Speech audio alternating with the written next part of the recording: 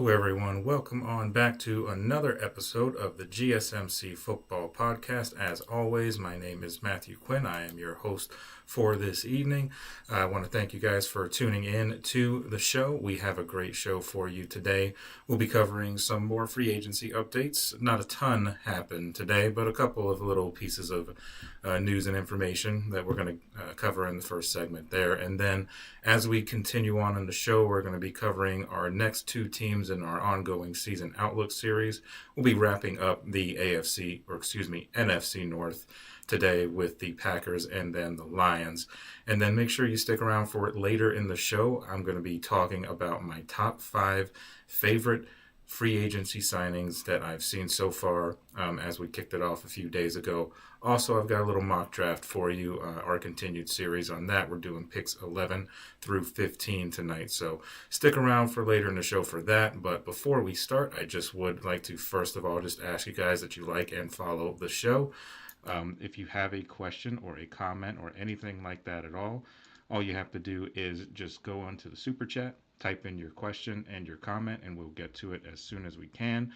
As always, your input is a big part of what makes this show great, so we thrive on your energy and your insights, whether it's a quick comment, a thoughtful question, or an opinion that you just have and you just want to share it. Don't hesitate to drop it in the chat. Now, if you want to make absolutely sure that your message stands out and gets featured on the show, there is an easy way to do that. Just use the Super Chat feature. Just click the $sign at the bottom of the chat box to send your Super Chat. This guarantees that your message gets on the air, and it's also a fantastic way to support our channel. We rely on your support to keep bringing you sports content that you love, and we appreciate every bit of it. So just go ahead, let us know what you're thinking, hit that Super Chat button, and let's keep this show as interactive and as exciting as possible. And if you prefer, you can also go to GSMCsports.net to tip, donate, and leave a comment or a question there. We couldn't do what we do without your amazing support. So we're so thankful to have you guys as part of our community. And once again, that link is GSMCpodcast.net. So go ahead, type your question or your comment in the Super Chat, and we'll try and get to that as quickly as we can. So let's go ahead and get into our first segment of the day. We're going to just be going over a little bit of the free agency news that kind of took place today. As I said before, there wasn't a ton of news, but a couple of things did happen that I did want to cover.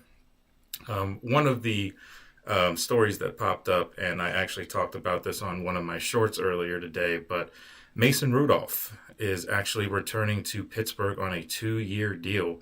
Not the quarterback that everybody expected the Steelers to sign as far as news coming out.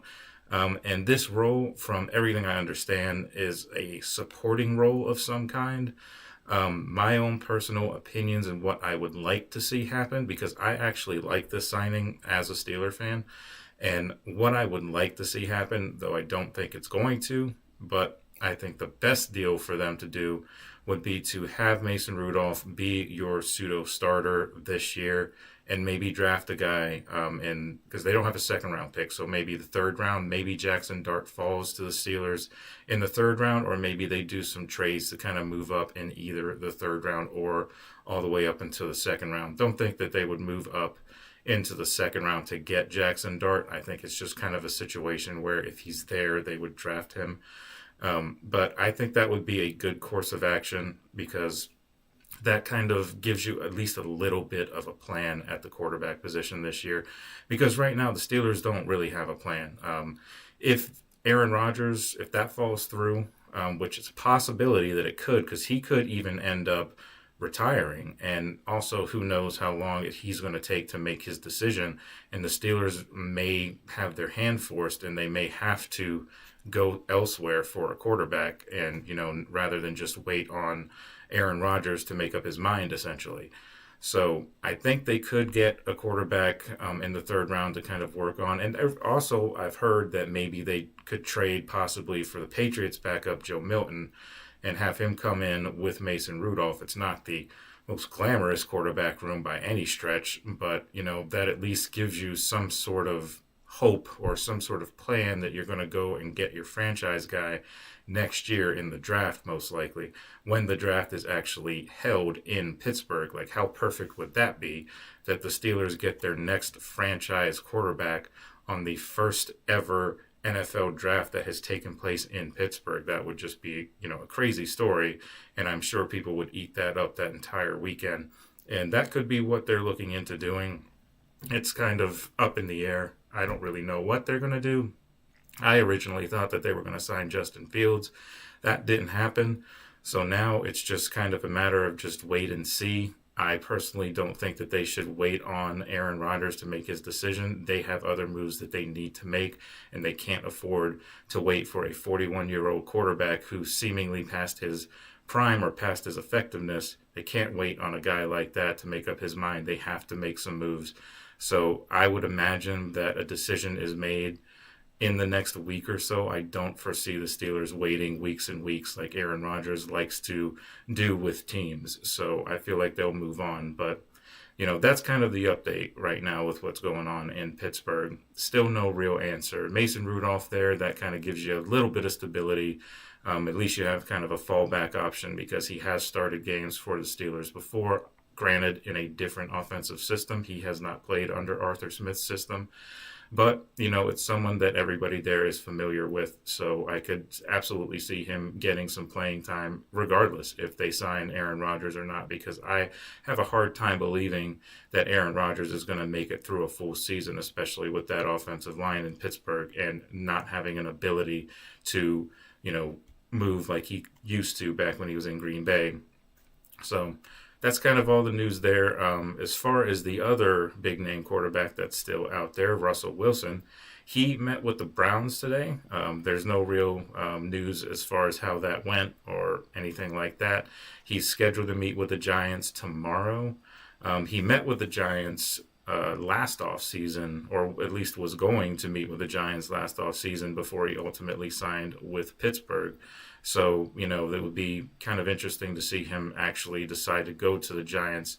Going to the Browns would be kind of strange, in my opinion. Just not because he used to play for the Steelers and now he'd be on a rival. But, they traded for Kenny Pickett. And obviously Kenny Pickett is not a franchise quarterback by any stretch. But when I saw that trade, I just assumed that Kenny Pickett was probably going to have a real shot to be the starter there. But clearly the Browns don't believe that Kenny is starting material. Otherwise, they wouldn't have taken an interview with Russell Wilson, in my mind. So he could sign there. It wouldn't surprise me. I still kind of feel like Russell Wilson is going to have a contract after he meets with the Giants tomorrow. That's just my personal opinion. But we'll see. He could go to the Browns, and that would be interesting to have to face him twice a year. Browns are not really super threatening, but, neither are the Steelers. So it would probably be a pretty interesting game. And AFC North games are always, close games anyway. So, yeah, that's what's going on with those guys. Let's kind of move on to a little bit more NFL stuff rather than just Steeler-based things. The Eagles today, they signed cornerback Adoree Jackson. They signed him after, of course, the departure of C.J. Gardner-Johnson a couple days ago. So they're trying to shore up their secondary a little bit. Obviously, they still have the young corners in Quinyon Mitchell and Cooper DeJean, so they're not really hurting for corners there. And adding Adoree Jackson definitely is a good little replacement type of move, to get, in place of C.J. Gardner-Johnson. He's not on the same level as C.J., but, this at least affords them some depth on the back end there. So, good move for the Eagles overall. I expect much more moves to come. I expect them to address their defensive line heavily in the draft like they have done over the past few years or so, seemingly. They always go after a really good defensive lineman that ends up being, very good. And in this case with the Eagles, a couple of the guys that they have on their defensive line have already moved on in free agency. So they need some bodies to fill that roster. So it wouldn't be surprising if they went to the draft to try and do that. Another backup move that happened was Chiefs signing former Raiders and Colts quarterback Gardner Minshew. He will obviously be backing up Patrick Mahomes. But in case there's an issue where Mahomes gets hurt, you do have Gardner Minshew, who has starting experience there. So I think that's an upgrade over their previous backup when they had Carson Wentz last year. So it was only a 1-year deal. They got Gardner Minshew, not a ton of money, and that's to be expected for a backup. So solid depth piece signing there for the Chiefs, just in case, something were to ever happen to Mahomes. They would still have a relatively decent quarterback, or at least a competent quarterback to, hold the reins down on that offense. A couple of other moves. Raiders added some running back depth. They went ahead and got Raheem Mostert from the Dolphins. He spent a year in the Dolphins system. Of course, he was formerly with the San Francisco 49ers, and now he is in Vegas with the Raiders. Obviously, we talked about the Raiders a few days ago when we were talking about their season outlook, and then, of course, the mock draft when I picked them to go Ashton Genty with their 4th overall pick. And that's kind of where I see them going still, even with Raheem Mostert signing today. He's not a franchise starting caliber running back, at least not anymore. He's kind of a depth sort of running back, a guy that you can come in on 3rd downs or give your running back a breather or, whatever the case. But I still think they have a need for running back there despite that signing. Russell Wilson, as we mentioned before, went to the Browns, so we won't get into that again. The Dolphins, they added to their offensive line today. They went ahead and they signed former Steelers right guard James Daniels. James Daniels was solid for the Steelers in the couple years that he was there. This year was kind of unfortunate because he did have an injury that kept him out the rest of the year that he suffered early on in the season that kind of set that offensive line in flux. There were a couple of other injuries on that offensive line that happened in training camp too that kind of set them back. Then they had their number 1 overall pick from last year, Troy Fautanu, who tore his ACL and then he was gone. So, James Daniels was a big part of that line. He was solid when he was in the lineup. So I think the Dolphins are getting a solid right guard there. So they should, as long as he can stay healthy, that should be a decent signing for them. Speaking of offensive linemen, Patriots releasing their longtime center David Andrews after 10 seasons with the organization. He will, I'm sure, get picked up in the next couple of days or so. He is still a starting caliber center and would do well on any team that, wants to bring him in, whether it be for depth or just want to have a veteran presence or a veteran starter in the lineup. He could succeed there. So that was just kind of another piece of news for the Patriots. He had 1 year left on his contract, and the one thing about him that kind of might have led to his release is he is recovering from shoulder surgery. So the Patriots could be looking into that and maybe wanting to upgrade that position via the draft or, something like that. So they released David Andrews, create a little bit of cap space, and we'll see what they do with that cap space.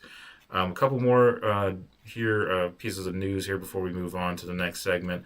Mike Williams returns to the Chargers on a 1-year deal. He spent last year with both the Jets and later in the season with the Steelers.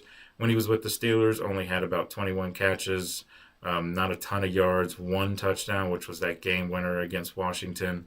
He didn't do really anything after that point, but the Steelers didn't ever really use him. And when they did use him, he made some pretty clutch, pretty incredible catches. I just don't really understand why they didn't use him more. And I think he goes back to a better situation in the Chargers, who actually need some receiver help. So having a guy that they're familiar with, and a guy who's been in that, maybe not that system necessarily because, Jim Harbaugh is the new head coach from last year and Williams wasn't there last year, but still he's used to being in that building and around some of the teammates that were there with him when he was originally on the Chargers. So I think that'll be a solid deal for them. He'll definitely get some more opportunities with the Chargers than he did with the Steelers last year. That is for sure.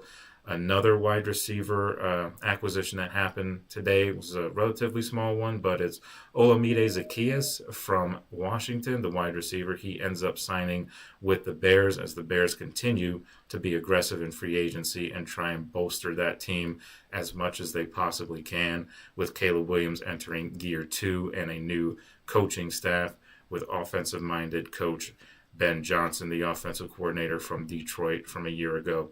So Bears making some good moves. We talked about them a little bit as one of my winners of free agency thus far.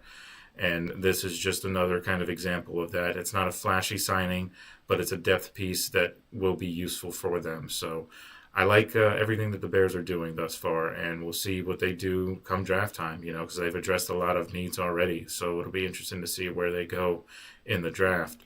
So, so that's kind of everything that happened in free agency today. Like I said, there wasn't a ton of news, but we got through, most of the most notable ones, So when we come back, though, we're going to get into our ongoing series, the Season Outlook series. We're going to be covering the rest of the NFC North today. So that's going to be the Green Bay Packers first off, and then later on we'll be covering the Detroit Lions. So stick with us. We'll be right back right after this break.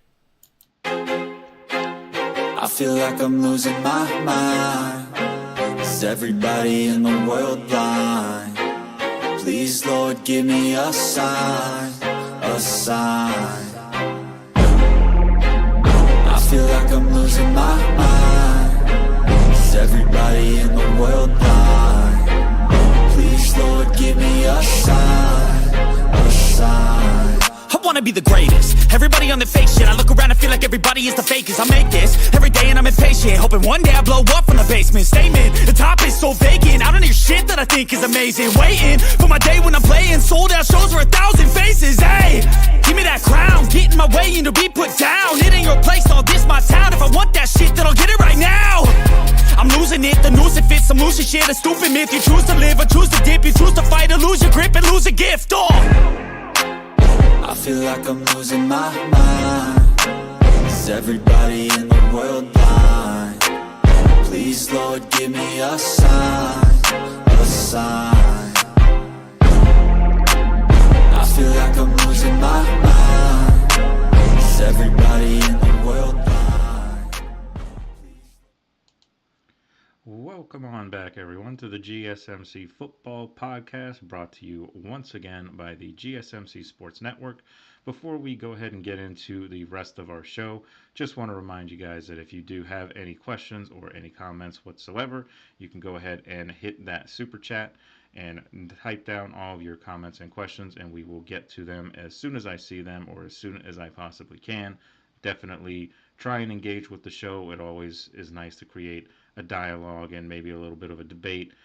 Always makes the shows a little more interesting and more fun. So definitely do that. Again, GSMC Sports Net, or excuse me, GSMCsports.net, and type in your super chats right there. So let's go ahead and get into the second segment of our show. We're going to be doing our ongoing Season Outlook series. This time we're going to be covering the Green Bay Packers and just taking a look at what they did last year, just to kind of review before we really get into what they need to do the rest of this offseason. Finished 11-6 last year, third in the NFC North. They did, of course, lose 22-10 to the Philadelphia Eagles in the wild card round. Jordan Love kind of had, for the most part, a pretty decent year, but it was a little up and down because he dealt with injuries. He missed a few games. That first game against Philadelphia that was in Brazil, he actually ended up getting hurt in that game, and that loss to them. And that kept him out for a couple games to start the year. They had Malik Willis. He kind of held his own for the most part. He, of course, wasn't, Patrick Mahomes or Josh Allen or anything like that, but he was solid. He won some games for them, and he didn't turn the ball over too much. He was pretty safe with the ball.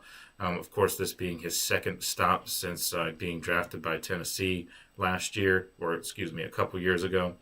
But yeah, he was pretty solid for them. But Love overall finished with 3,389 yards, 25 touchdowns, and 11 interceptions. Now, the one thing about those interceptions is he had a lot of them early on when he was coming back from injury.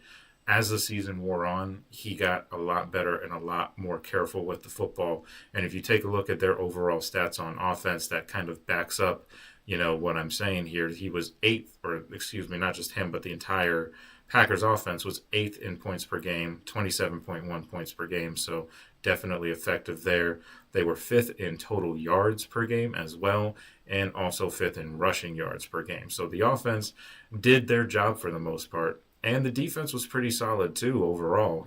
They were top 10 in a couple categories, 6th in points allowed, 5th in total yards allowed.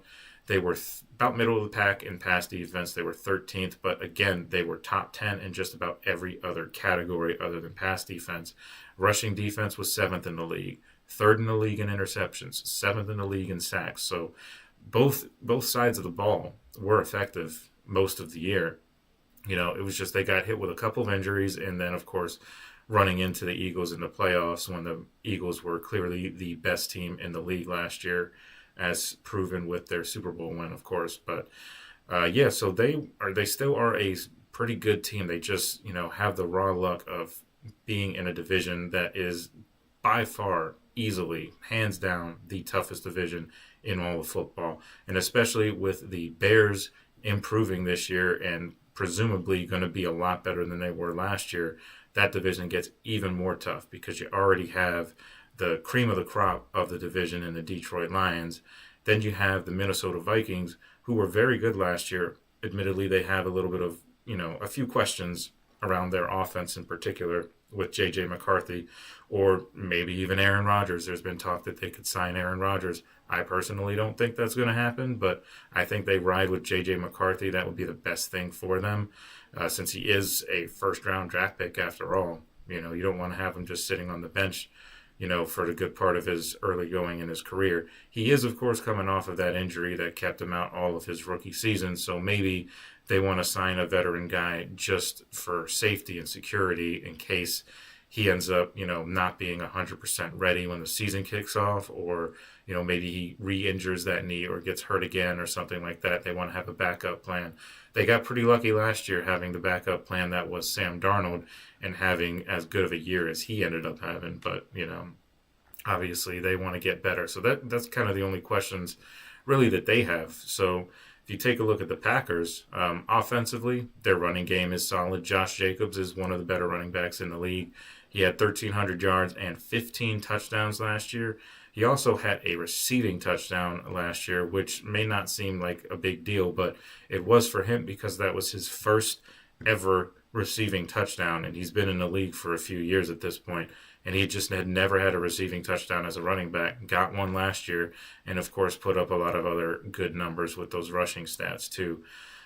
Their offense in terms of wide receiver is pretty much where their biggest need is.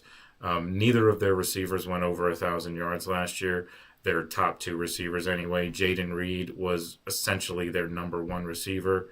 He led the league in yardage, or led the team in yardage, And Christian Watson was there also, but he did suffer a pretty bad knee injury right at the end of the year. So you wonder if he's even going to be available once training camp rolls around. Most likely he'll probably miss training camp and maybe most of preseason if he's back at all in terms of being ready for the regular season. That remains to be seen. But I would have to figure he's going to miss some time as the training camp and all that stuff gets started in the next few months or so.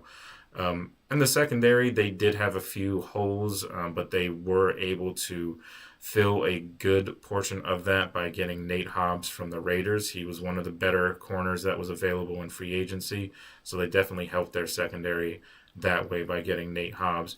As I said before, wide receiver is the biggest need, and Watson with the torn ACL at the end of the past season, that definitely makes it more and more likely that they're going to go receiver.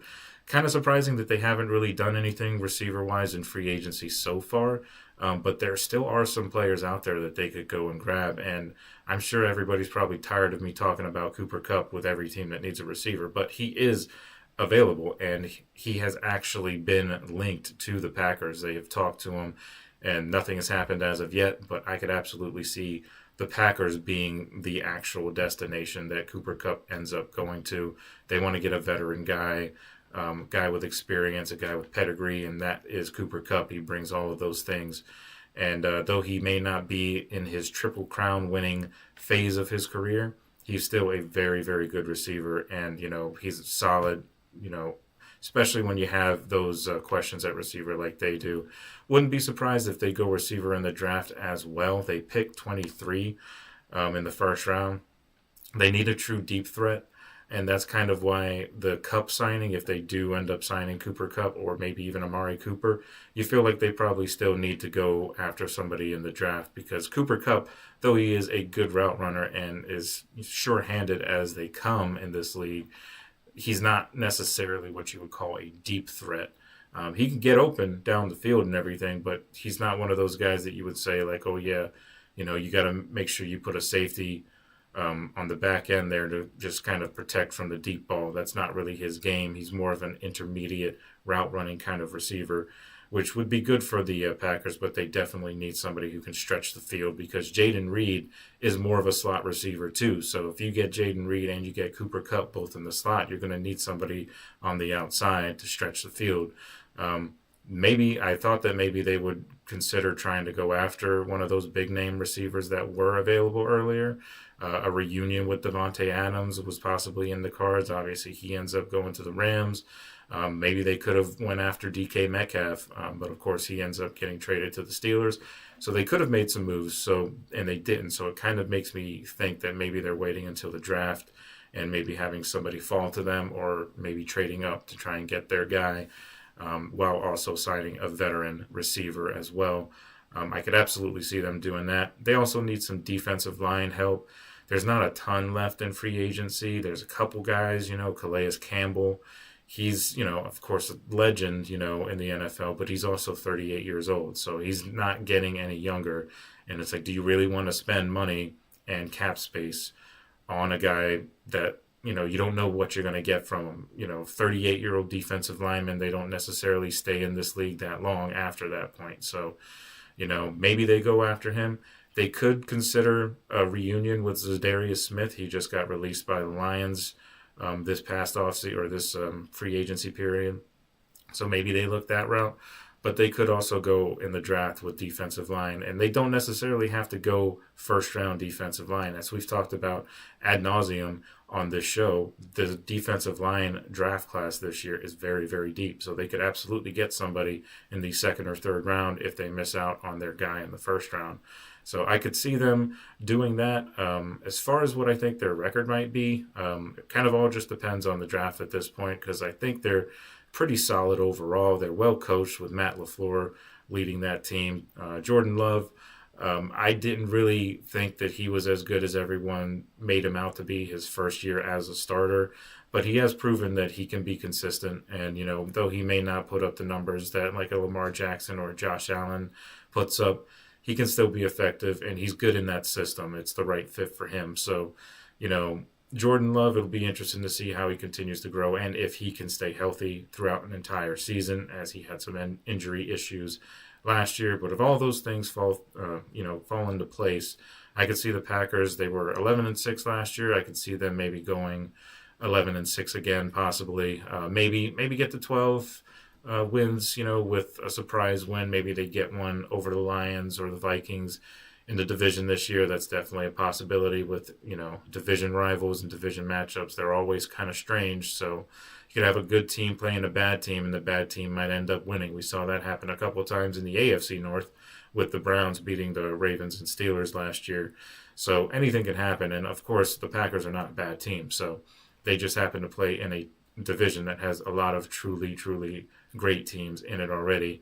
The Bears are up and coming, so we don't know if they're great yet, but they can definitely be good. So I could see them going 11-6. That's kind of where I've got them at right now. Is a pretty similar record, actually the exact same record that they had last year, 11-6. The place in the division, that's going to be the interesting thing, because that division is stacked, as we've said. They could end up 11-6 and second in the division. They could end up 11-6 and bottom of the division. It's very possible for that particular division, because it's just basically stacked and only getting better as the offseason continues. So, that's kind of where they're at right now. I could see them getting into the playoffs, but, I can't imagine a division with 4 teams gets into the playoffs.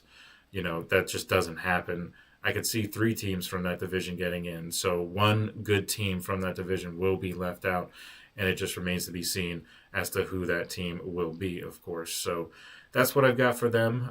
When we come back from another quick break that we're about to have here, we're going to be going into the final team in the NFC North, and that is the one that won the division last year and was also the number one seed in all of the NFC, and that is the Detroit Lions. So stick around. We will be right back, and we'll talk about the Lions a little bit. Looking for your daily fix of sports talk without having to pay for it? GSMC Sports Network is available on YouTube. Just search GSMC Sports Network. Get your fix of daily sports talk shows on YouTube, absolutely free. NFL, college football, NBA, MLB, MMA, UFC, fantasy football, and so much more. GSMC Sports Network has shows running all day long, with new sports shows starting every 2 hours. Just like on your favorite cable sports channel, except GSMC Sports Network is absolutely free. Just search GSMC Sports Network on YouTube to catch one of your new favorite shows, like the GSMC College Football Podcast, Chip Shot Football Podcast, Hoops and Heels Women's Sports Podcast, GSMC Basketball Podcast, and so many more. Check it out for yourself. GSMC Sports Network, now available on YouTube absolutely free. Search GSMC Sports Network on YouTube right now. All right, guys, welcome on back to the third segment in our show. We're going to be talking about our season outlook for the Detroit Lions. Of course, they had a very, very productive year last year, kind of crapped out in the playoffs a little bit, which was disappointing for them, of course, but overall, they were one of the better teams in the NFL throughout the entire course of the season. They finished 15-2, won the NFC North, and got that number one seed that we talked about. They, had an electric offense under Ben Johnson, the offensive coordinator, who is now in division but on another team with the Chicago Bears as the head coach. But take a look at their offense. It was almost unstoppable at times. That combination of Jahmyr Gibbs and David Montgomery in the backfield, they had over 2,000 yards rushing between them. And David Montgomery had about 700 or so, but he also did have a knee injury mid-season, so it kept him out of a lot of games. They could have absolutely had two runners that had over 1,000 yards, if not for the injury to Montgomery there. But Jahmyr Gibbs was electric all season long. He was very good. So that dynamic combo of those two, tough for anybody to stop. Obviously, every offense goes as far as their quarterback takes them. Jared Goff was fantastic last year, of course. He had a lot of help with his receivers, though, and don't forget his tight end that he has in Sam Laporta as well. But that offense was sixth in the league in rushing, but they were second in the league in passing and also in total yards per game. So that was a very efficient offense. They pulled out some pretty crazy plays. I know there was a fake fumble play that they did. I believe it was against the Bears. I could be wrong there. But it was a pretty crazy play. I remember when that happened. Nobody really knew what was going on, and they ended up, scoring on that play, I believe, or at the very least it was successful. So, pretty inventive ways to come up with offense. The Lions were always a fun team to watch last year. They only had the two losses. They had the one loss earlier in the year that made them 1-1, and then they only had one more loss again after that. So that just shows you how good of a team they were last year. When they got into the playoffs, it was pretty strange because they got in there with all of these expectations that they were going to be right there at the end, and then they get knocked off by the Washington Commanders and the upstart Washington Commanders team that came into Detroit with their young electric rookie quarterback, and they put up a lot of points on that Detroit Lions defense, which is a big issue that they need to address this offseason. I think that's where they need to spend most of their money and most of their draft capital is on defense, because that defense, for as good as the offense was, that defense definitely had some holes in it. Now, you could also say that defense was victim of a litany of injuries over the course of the year, especially towards the end of the year, but big names like Aiden Hutchinson, he got hurt. Alex Anzalone, their big, linebacker, big starting linebacker, he was hurt also, amongst others. There were tons of injuries on that on that Lions defense, so they were not done any favors by that. But it was a good thing that they had that offense, because despite the fact that their defense was giving up, 30, 40 points a game sometimes, their offense still, carried them to a 15-2 record. So that's just how good their offense was. Jared Goff, of course, as I said before, 4,600 yards passing, 37 touchdowns to just 12 interceptions. It's a pretty good ratio when you look at that way. It's about a 2-to-1 ratio, something like that. I'm not the best at math, so I apologize if that is incorrect. But Jared Goff, of course, continues to have a very good career post LA Rams or St. Louis Rams in that case. But since he went to Detroit, they've had a different type of feel to them overall. And that could be, a lot credited to the head coach that runs the show, and that's Dan Campbell, who has been a very, very good head coach. Had his first year, not necessarily go great, but that put him in position to be as good as they are now, having that bad year in that first year. And that also proves the point of what I have always said, not necessarily on the show, but I've always said that you cannot afford to just give a head coach one season, especially on a team that's usually accustomed to being bad or struggling throughout the course of the year.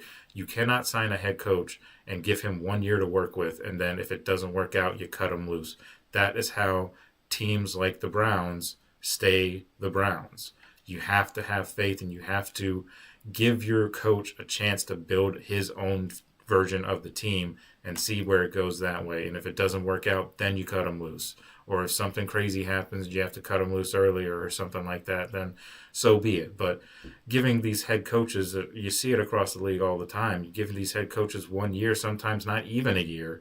You have them be head coach of a team that doesn't even have a quarterback, and then you expect them to be successful. And then when they have a bad year, it's all the head coach's fault. It's just ridiculous in my opinion.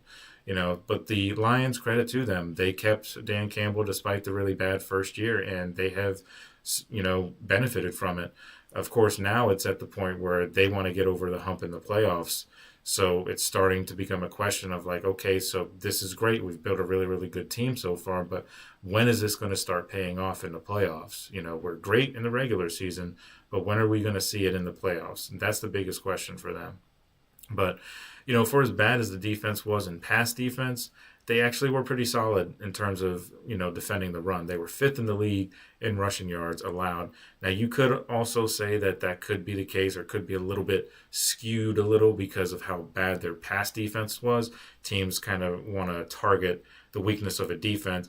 Any, solid offensive coordinator, worth his salt will be able to, do that. Go after the weakness of the defense. In this case, it was the Lions secondary. So, they definitely need to shore that up as well.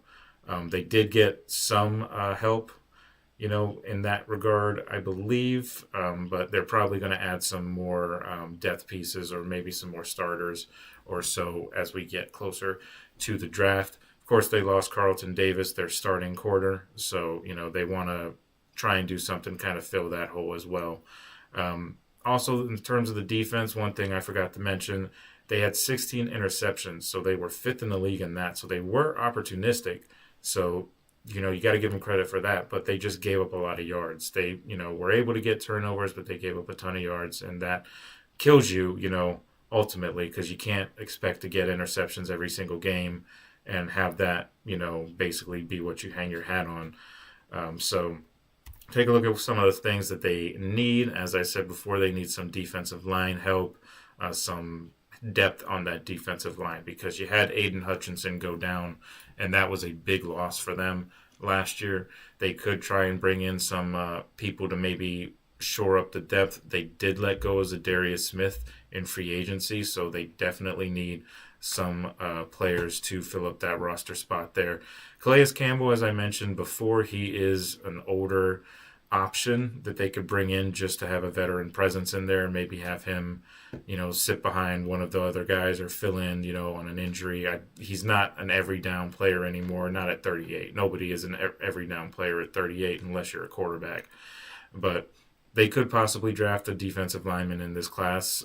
As I've said before, and as I said earlier, defensive line class is very, very deep, so they could go after that. Another guy, because they could use some receiver depth as well, but another guy that I would kind of look at for the Titans receiver-wise is a guy that hasn't really been talked about a whole lot, but he is a free agent, and that's Tyler Boyd from the Titans. They could get him probably pretty cheap, as he wasn't very, effective in Tennessee. He definitely had his better years when he was in Cincinnati, and that's why the Titans ended up signing him, is because of how effective he was in Cincinnati, but it never really materialized in Tennessee. But then again, they didn't really have a quarterback situation, and they still don't. So you could kind of attribute it to that. That is not an issue with Detroit, though. They have a quarterback. Jared Goff will find a way to make sure that that guy is useful if they end up going that route. Guard could also be a draft option. They need some help that way, because you take a look at their guards right now, that interior offensive line. Kevin Zeitler, he's 35 years old. He's not getting any younger. Graham Glasgow is 33, but he did have a bit of a down year last year, so maybe they want to add another piece to push Glasgow, or maybe replace Kevin Zeitler whenever he decides to hang it up. And at the age of 35, as an offensive lineman, one of the more physical positions in all of football, in all of sports really, but in all of football especially, being an offensive lineman, you're in contact every single play. You're, hitting helmets every single play. So how much more can you take at the age of 35 playing that position? So they may want to get younger at that position, especially with Glasgow in his 30s also, just a couple years away from 35. So they're going to want to shore that up. Wouldn't surprise me to see them do that in the draft. As far as what I think the Lions will do as far as their record, they, of course, still have all of those players, all that talent. It will be kind of interesting to see how they respond having a whole new coordinator room, because, of course, not only did Ben Johnson leave, but their defensive coordinator, Aaron Glenn, is now the head coach in New York for the Jets. So it'll be interesting to see how they manage that with a whole new offensive system and defensive system. I can't imagine it'll be too different, at least defensively, because Dan Campbell is a defensive-minded guy. So their defense might not be too different, but hopefully it will be at least improved, from last year, and hopefully they can stay healthy as well. But the offense is probably going to be relatively the same. I can't imagine it'll be that much different. They probably won't have these crazy inventive plays that Ben Johnson came up with a lot, but they'll still be very effective with the talent that they have on that roster. So I could see that. I don't think they'll get to 15 wins this year, just simply because that division is very much improved already, and we're not even done with the offseason yet. So I could see them probably getting to about maybe 12, maybe 13 wins. I still see them. They're my favorite to win that division, of course. So I think they're still going to, take that crown. But they won't have it as easy as they did last year, getting 15 wins. They had a ton of injuries, so it's kind of hard to say that anything was easy. But still, that's a successful year. But I can't imagine that they get 15 wins this year, not with the additions that all the other teams in the NFC North have made. So we'll see how they do, see how close my prediction is once we get the season kicked off. But as for now, that covers it for the NFC North on our season outlooks. We're going to be going a little bit south next episode, when we're going to be talking about the NFC South. We'll break down that division. Of course, that division is, talked about maybe not necessarily in any of the right ways, because of what they have done over the past few years, not necessarily having a truly strong team in that division. So we'll get into those teams on our next couple episodes, but that'll do it for our NFC North outlook for the Detroit Lions. So just stick with me for one more second, and we're going to come back and we're going to talk about our fourth segment. It's going to be our mock draft. As we continue that, that'll be picks 11 through 15. So just stick with us. We will be right back.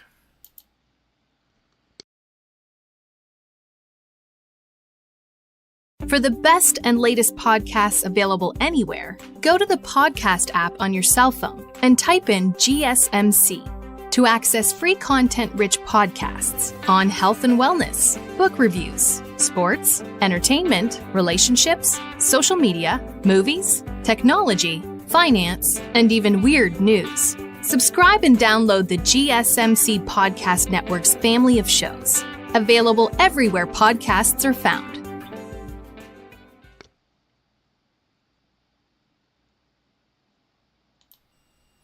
All right, guys, welcome on back to our next segment of the show. We are going to be getting into some draft talk. We're going to be doing a mock draft. We've done picks 1 through 10 already. Make sure you go back and check those out if you haven't seen them. But now we're going to be going into picks 11 through 15 as we get more towards the middle of the pack part of the NFL. With the 11th pick overall in this upcoming draft, we've got the San Francisco 49ers. Now, the 49ers, they could go a number of different directions here. I have them picking offensive tackle Kelvin Banks from Texas. He was first team All-American last year, first team All-SEC as well. Won the Lombardi Award, which was the nation's top offensive lineman, and the Outland Trophy as well for the top offensive line, defensive line. And he was also named a finalist for the Joe Moore Award. So, of course, he was very, very decorated in college. He shared the SEC Jacobs blocking trophy with a guy that we already talked about in a previous show in LSU offensive tackle Will Campbell, who, of course, is ranked as the best tackle in the draft so far. But he did miss the SEC championship game with a left ankle injury, so that's something to keep an eye on. But the 49ers, they need some help with their big tackle Trent Williams not getting any younger, so they need to shore up that position on the offensive line. And with the type of offense that they run, it's a pretty run-heavy type of offense. And, a couple of screen passes, out routes, in routes, things like that. They mix up a lot of things under the Kyle Shanahan offense. So they need an offensive line that's going to hold up. Otherwise, they'll run into a situation that they ran into last year that they seemingly run into every other year, and that is just having essentially their entire team be injured. So that happened a lot last year. Christian McCaffrey being out for basically all year. He only played for a couple games, but basically all year he was out. That definitely didn't help. But, they definitely need some offensive linemen to continue what they are normally accustomed to doing, and that's running the ball very well and playing good defense as well, but mainly running the ball and, having strength in the trenches. So that's where I have them picking right now. So Kelvin Banks out of Texas, I think that is a solid pickup for them if they're able to go that route. Only time will tell, of course, but that's where I have them going. Next pick is number 12, and that will be the Dallas Cowboys. And the Dallas Cowboys, I have them going running back here, Omarion Hampton from North Carolina. Cowboys are basically long overdue for a franchise running back. Ever since that they had Ezekiel Elliott when Ezekiel Elliott was like in his prime and, leading the league and rushing that Ezekiel Elliott. Ever since then, they haven't really had a real main guy. They've kind of, they had Tony Pollard for a little bit there. He moved on. They had Rico Dowdle last year. He wasn't a very well-known guy. He ends up moving on in the offseason as well. They did sign Javonte Williams from Denver, but as I said in the season outlook for the Broncos, I mentioned Javonte Williams a little bit there and how he wasn't necessarily what the Broncos wanted. So not saying he's a bad running back by any means, but he wasn't really that guy that's going to put the fear in you like a Saquon or a Derrick Henry might. So I still think that they need a playmaking running back, a really solid running back, and Omarion Hampton would be a good running back to pick up. He's a physical runner. He had a tremendous year last year. Take a look at some of his numbers. He was ranked third in all of college football with 1,660 rushing yards, and he had 2,033 all-purpose yards as well. And he also added 2 touchdowns receiving, so he's a multifaceted running back. He can do different things. So I could see the Cowboys really benefiting from that. If Ashton Genty is somehow still available here, that is who I would expect the Cowboys to pick. I already have Genty going to the Raiders in my earlier picks, so that's why he's not there right now. But if he is for some reason able to fall all the way to the Cowboys, they'd be foolish not to go and draft that guy. Run to the podium and draft him if he's available. But even still, Omarion Hampton is a pretty good consolation prize if you can't get Ashton Genty. And there's a ton of other running backs, so maybe they don't necessarily want to go running back with their first overall pick. I just have them going that because I think it makes the most sense. But they could go a different route because there's plenty of running backs they can grab, especially since they went and they grabbed somebody on free agency who will at least fill the running back room a little bit. but I still think they need that guy that kind of sets apart the rest of the team, especially in that division when you've got Saquon Barkley in that division. So you need to have a running back that can match, or at least come close to matching, how effective Saquon Barkley can be, especially when you play them twice a year. You need to have somebody who can kind of do the same thing that the Eagles can do. So I think Amarian Hampton would be a good fit in Dallas. Whether or not they decide to go and get him, that's a whole other story. I know Jerry Jones is a very complicated man, so he may end up going a completely different route than this and throw everybody through a loop and say that they're going all in when the pick doesn't even really make sense. And that's just kind of the Cowboys. But we'll get into the Cowboys in depth more when we cover them in the NFC East portion of our season outlook. That'll be coming up, I would think, sometime next week as we go through here. Moving on to the 13th pick overall, we've got the Miami Dolphins sitting here with the 13th pick. Now, if you take a look at what happened in free agency over the course of the last couple of days, they lost safety Javon Holland in free agency to the Giants. So that basically means that they need to get a safety in the draft, and luckily they're picking high enough to where they could possibly get Malachi Starks out of Georgia. That's who I have them picking at pick number 13. It would fill an immediate need. He's the highest safety in the draft, highest rated anyway. He has great football IQ, great athleticism. He can play multiple spots. He has speed, so he can, chase those deep routes or recover if he gets beat whenever necessary. He locates the deep ball very well, plays it with very good body control, and he was second team All-American last year, and he led the team with 77 tackles. So he's a sure-handed tackler, got a couple of things that he probably needs to work on, but for the most part, that is a very good safety. He could put you in the mind of a guy like a Minkah Fitzpatrick, somebody like that. He's that good. He could be potentially that good. So clearly best safety in the draft, at least in my mind anyway. So I think the Dolphins would be very, very well suited to go ahead and grab him as well. With that safety position, being a big need, they can't really go after anybody in free agency because all of the best guys are pretty much all, taken up by other teams or moved on to other teams. So, having him in the draft, having Malachi Starks, I think that would be a very, very good move for the Dolphins. And we'll see if they decide to do that, because they do need some other things as well. But right now I kind of have them going there. I think that makes the most sense with that draft pick. But, I'm not a draft expert. So, take whatever I say with a grain of salt. If you think that they need to get somebody else, then, more power to you. This is just, like I said, it's just my mock draft, just what I think that they should do. And Malachi Starks is a great player. So whether you think he, is not the 100% top need, you're still getting a very good player if they draft him. So, you can't be too mad about it if you're a Dolphins fan, if they end up going that route, of course. But moving on to the 14th pick in the NFL draft, I've got the Indianapolis Colts going Tyler Booker from Alabama. This, I think, makes a lot of sense just because they lost a couple key guys on that interior offensive line to free agency. They had Will Fries. I apologize, I might be pronouncing that wrong. I've been saying Will Fries for the past few days, and that's just in the back of my mind. I was like, is it Freeze? It might be Freeze, and I might just sound like an idiot by saying Fries.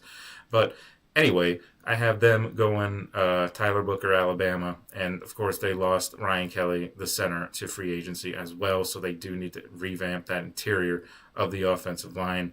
Tyler Booker, taking a look at him, he was a 2-year starter and captain at Alabama, has the right size and strength that you want in a guard, has good technique, can get to the second level of blocks, move off of his first block and move on, and he's pretty good at doing that. He was first team All-SEC and second team All-American last year as well. And Alabama typically always has a very good run game, so he was a part of that as well. They didn't have as good of a run game as you're normally accustomed to seeing Alabama have back when they had guys like Trent Richardson or Derrick Henry back when he was running for Alabama. But they still had a solid running game, as most Bama teams do. So Tyler Booker, solid pickup if they were able to get him. That's kind of where I have the Colts going.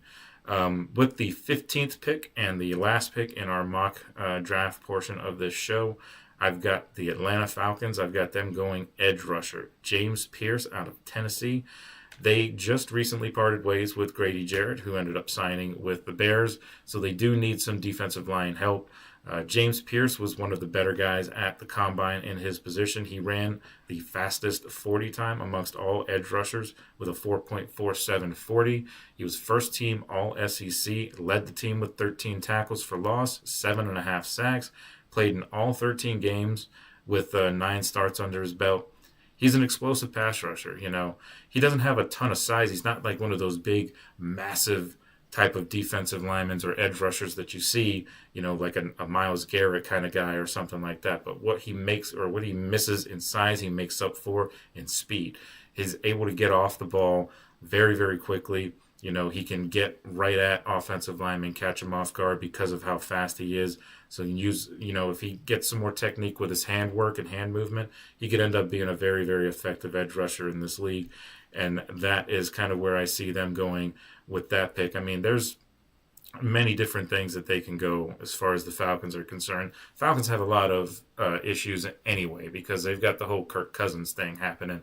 And it's seeming like they're still going to hold on to Kirk Cousins despite the fact that they have Michael Penix there. And, they ended up drafting Michael Penix in the same year last year that they gave Kirk Cousins a $108 million contract. So they kind of put themselves in a bind a little bit there with Kirk Cousins not ending up being what they wanted him to be coming off of that Achilles injury.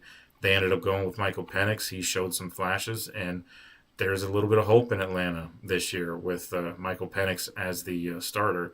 So having a good defense to back up rookie quarterbacks to keep him on the field and keep the defense off the field and give him more opportunities to get better and more opportunities to score will only help that team. And, of course, with them losing Grady Jarrett, they had a huge hole that they needed to fill.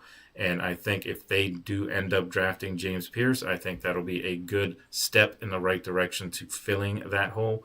Obviously, he's a rookie, so you don't know how long it's going to take him to acclimate to the NFL life and all that stuff. So that comes with any rookie, really, that you draft. But I think James Pierce, especially with the showing that he had at the Combine, definitely moved his draft stock up.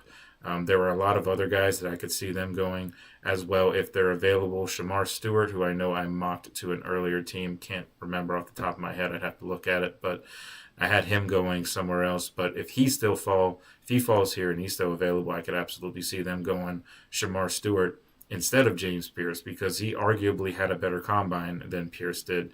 Pierce was very, good with the 40, but Stewart was one of the faster times, amongst all edge rushers, but he also had the highest vertical and he tested well in a bunch of other areas as well.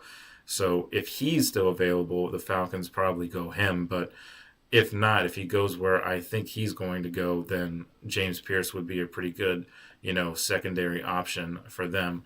So, so that covers it for the draft picks or the mock draft that I have. I'm probably going to do the rest of these picks over the next couple of days, couple of shows or so as we get into closer to the NFL draft that's coming up in just about a month or so.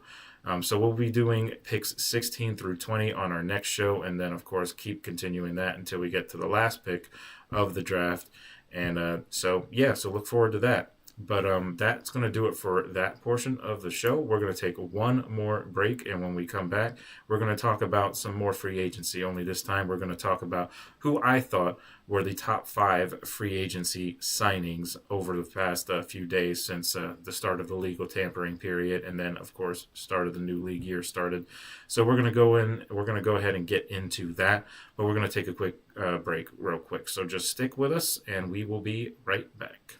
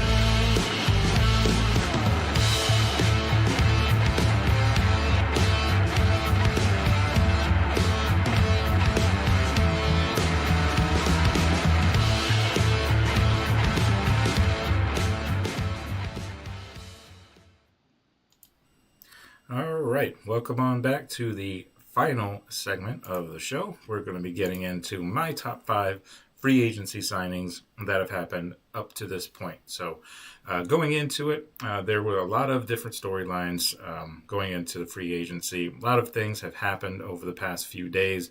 A lot of things still need to happen, in the coming days or so. But there were a lot of moves, a lot of head-scratching moves, but a lot of really good moves overall too. So we're going to get into some of the good ones. And then maybe tomorrow we'll get into some of the head-scratching ones. I don't know. We'll talk about that when we get to it. But as number 5, what I have as far as my free agency signings, my favorite ones, number 5, I have to put. And keep in mind, before I get into this, I feel like I should say that this isn't all necessarily free agent signings. This is also taking into account players that have been traded since the new league year started and everything. I just kind of wanted to merge those into all one category just to make it simpler, so people are not like, oh, hey, wait, this guy was traded, he's not a free agency signing, So I wanted to change things up a little bit, or just kind of make it a big generalization that it's just going to be anyone who is on a new team, essentially. So first pick, I have Laramie Tunsil, traded to the Commanders. I think that is a very good signing. That is number 5 on my list. That addresses a need. Of course, you want to protect Jaden Daniels after the year that he had as a rookie, Offensive Rookie of the Year, of course. Got to the NFC Championship game. And then, of course, was unfortunately kind of eaten alive a little bit by the Eagles' defensive front.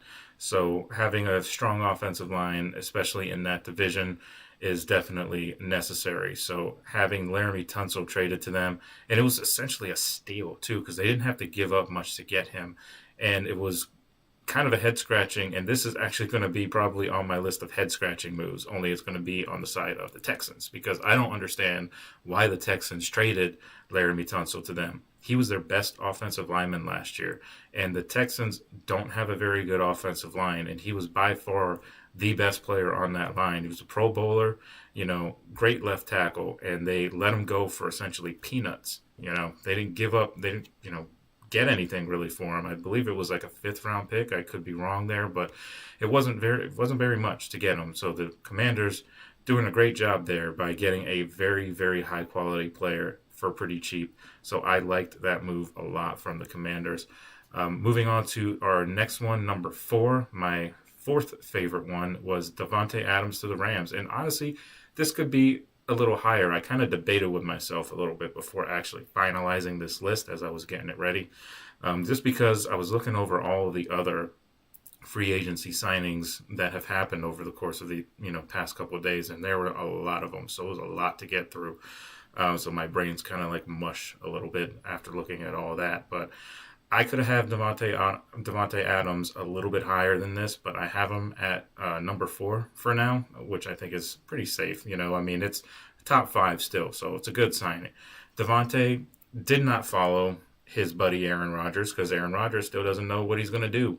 So, good thing Davante Adams decided to make his own decision and not wait around for Aaron Rodgers like the rest of the world seems to do. But they have a 2-year deal going to the Rams for Davante Adams, and it is a big move for the Rams because they needed a big-time receiver after they released Cooper Kupp. And Cooper Kupp, of course, we talked about him before. He is a very good receiver still. He's not quite what he once was. He's had some injuries in recent years since he had that Triple Crown year when they won the Super Bowl.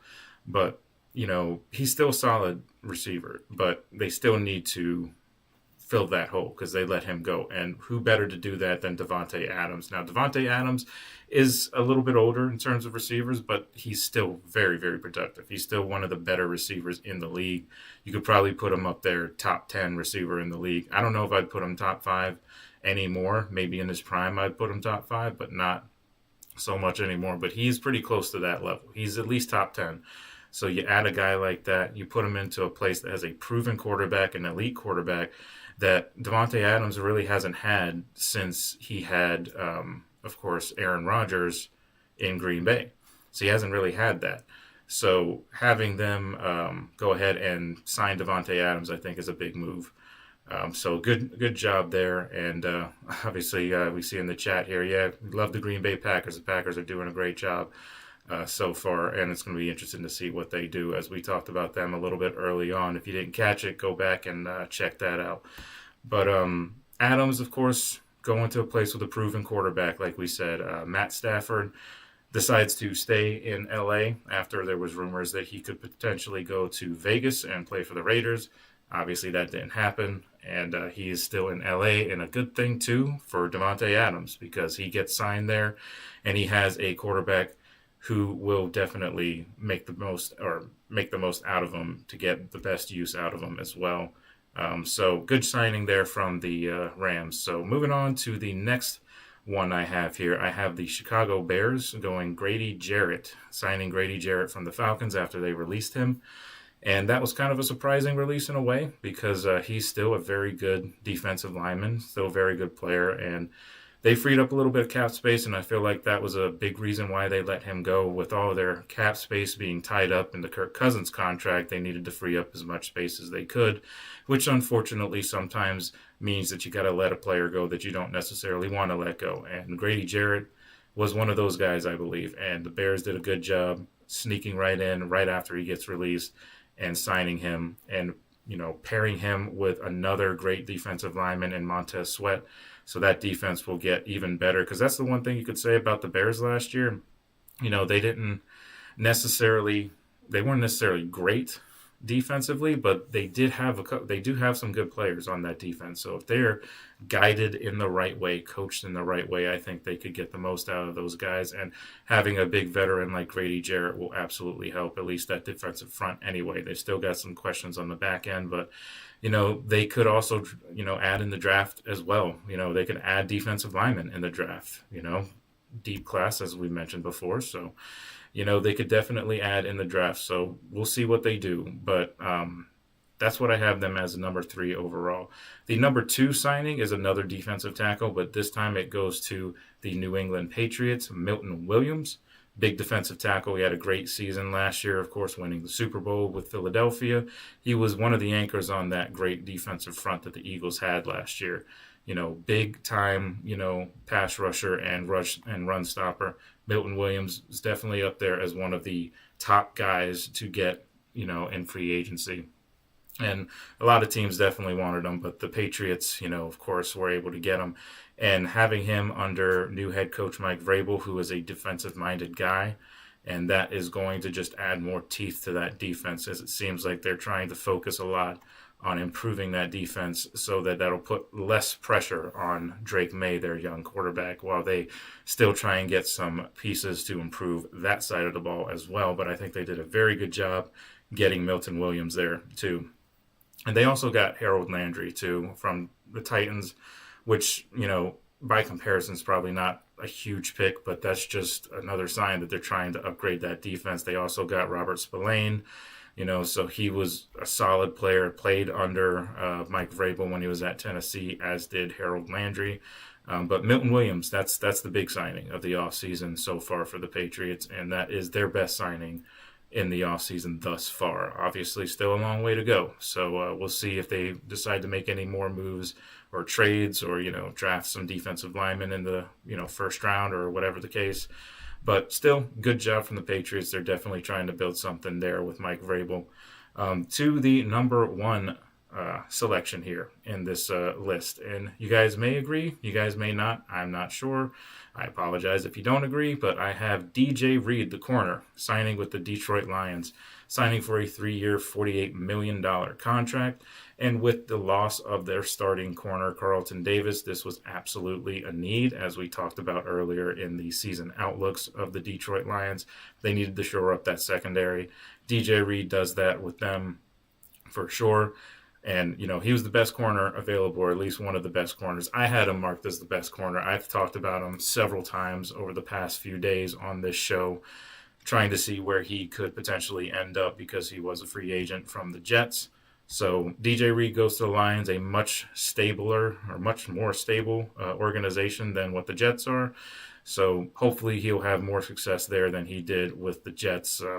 So that's definitely something that they are, doing a good job at, trying to focus on their defense this offseason, which is what they need to do, as we mentioned to them before, or as we mentioned to you guys before. The Detroit Lions, for as good as they are on offense, their defense needs some work. Like I said, they had a lot of guys that were, hurting or got hurt, during the course of the season. But, for the most part, that secondary still needs to be shored up, especially when they lose their starting corner, Carlton Davis, like that.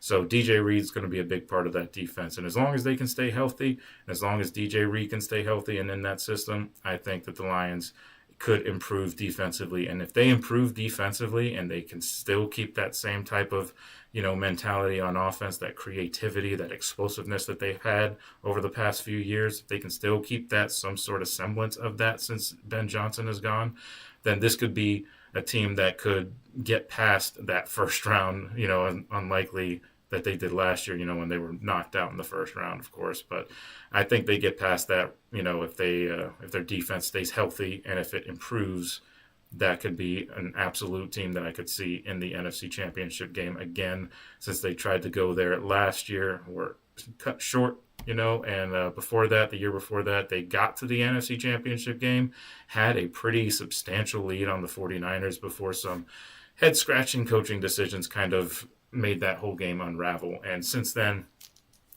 they came out the next season with a vengeance in the regular season, and it looked like they were going to get all the way to the NFC Championship game and most likely try and, take down Philadelphia, which would have been a crazy matchup, would have been an incredible matchup, really, to see those offenses going head-to-head, but that's kind of what they have to do. They need to increase that defense, or improve that defense, rather, and, maybe they'll get where they need to go, and maybe they can get over that hump and get to the Super Bowl, as, a lot of people are rooting for them, unless you're in that division, of course, but a lot of people are rooting for the Lions just because of how much they've suffered as a fan base over the course of, decades or however long it's been. It's been like since the 50s since they've won an NFL championship. So that was before the Super Bowl era, of course. But, they've had good players. They've had, Matt Stafford. They've had Calvin Johnson. They've had Barry Sanders. They've had a lot of really good players, but just have never really been able to put it all together. Or, whenever they did have those great players that I mentioned, they didn't have much else around them. But now they have the best team that they've ever had in franchise history. So they need to capitalize on this window that they have when they have, Jared Goff and Amon-Ra St. Brown, and their two running backs, Jahmyr Gibbs and David Montgomery. All those guys, that's a loaded offense. They need to do something to capitalize on those players. So we'll see what they do going forward. But, yeah, so that should cover it for everything that I have for you guys today. I do appreciate, once again, as always, all of you guys joining me and sticking with me for, the whole show. If you did, I greatly appreciate it. Even if you didn't throw a comment in, I still appreciate you guys listening and taking the time out to listen to the nonsense that I have to say. So I do want to just go ahead and thank you guys, of course, and thank you for tuning into this show. We're presented by the GSMC Sports Network, as always. Your support does mean a lot to us, so please remember to subscribe to the show. Leave a positive review. It really does make a difference. We also invite you to follow us on all of the social medias, Facebook, Twitter, X, not Twitter, but TikTok and Instagram, for more content and updates. So thank you once again, and we will see you guys tomorrow for our Friday show. We're going to have a lot of interesting information going out on that show. So I look forward to that and look forward to hearing from you guys in between then, and then, of course, during the show tomorrow. So, all right, guys, thanks again, and have a wonderful night. Let's go. I wake up to a little bit of drool on my pillow, feel like it's gonna be a bad day. Yeah, I'm tired of shit, and the coffee ain't hit yet, damn, ain't that great. I don't wanna go to